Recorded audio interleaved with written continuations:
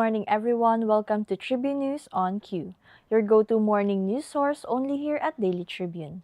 We're live on Daily Tribune's Facebook page, Tribune Now on YouTube, and at Daily Tribune Official on TikTok. I'm Chynna Basillaje, bringing you today's top stories. Let's kick things off with today's weather. Super Typhoon Nando continues to weaken as it moves closer to leaving the Philippine area of responsibility by Tuesday, according to Pag-asa.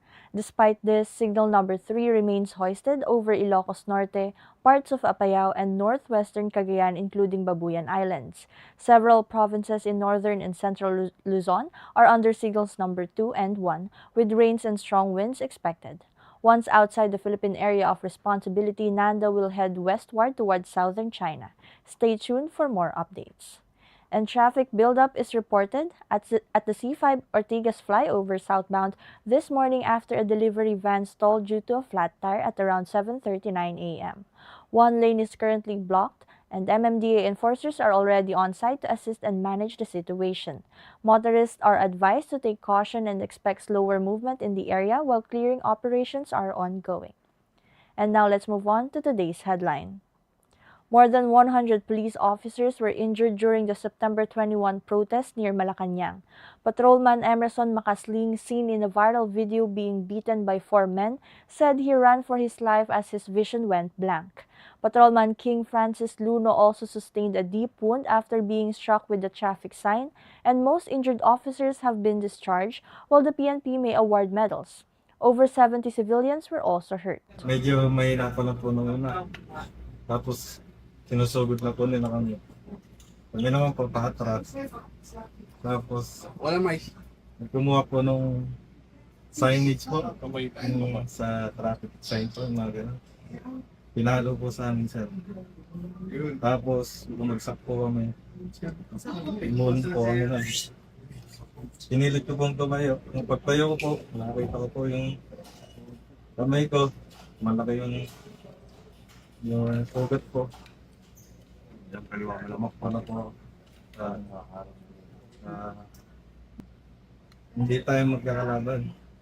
Pare-pares lang po tayo. Pilipino. Yun lang po. Saka pare-parehas naman po tayong galit sa korupsyon dito. Opo, sir. Bakit ang ending parang kayo ang nasaktan? May video. The Independent Commission for Infrastructure has confirmed that key evidence in its probe on anomalous flood control projects was tampered with or destroyed.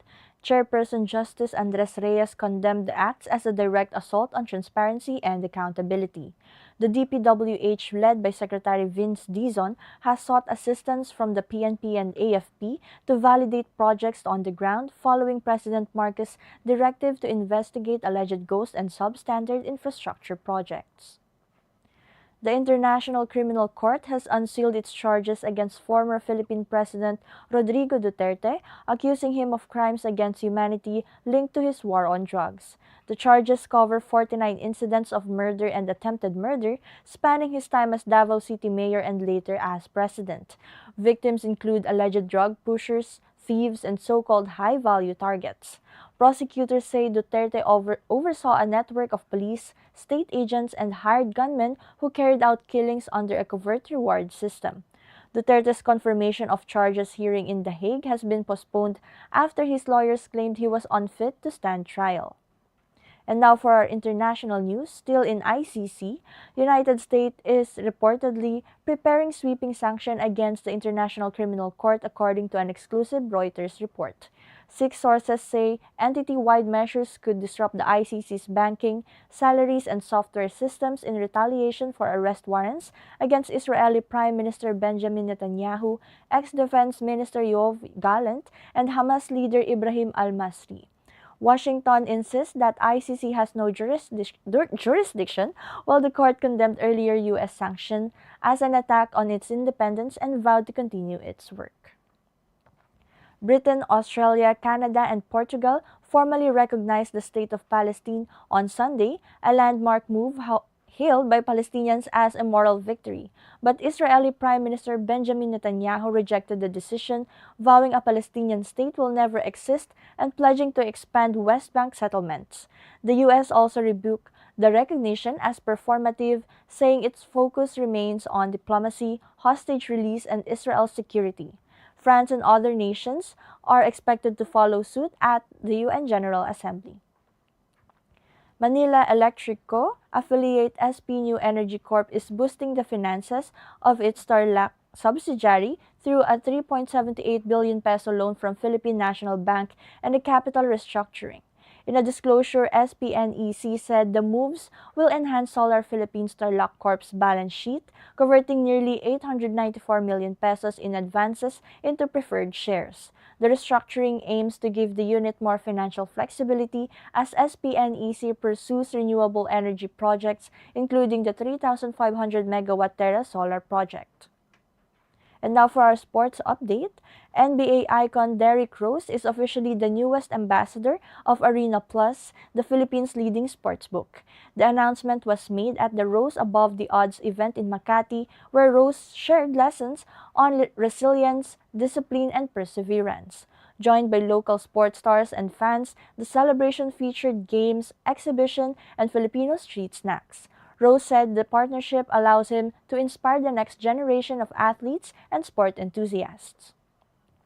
And Spider-Man star Tom Holland was rushed to the hospital after suffering a mild concussion while filming Spider-Man Brand New Day.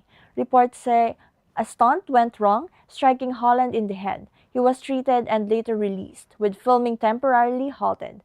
As precaution, he'll be taking a short break. Despite the scare, Holland appeared in good spirits at a weekend fundraiser with fiancée Zendaya. The film is set for release on July 31, 2026. And for today's horoscope, Scorpio, today brings clarity and momentum. A bold idea long delayed finally feels within reach. Seize this moment. Emotions deepen, someone close may surprise you with an unexpected gesture. Be mindful of overreacting and keep communication open, especially in tense moments. Tonight, rest will recharge your spirit.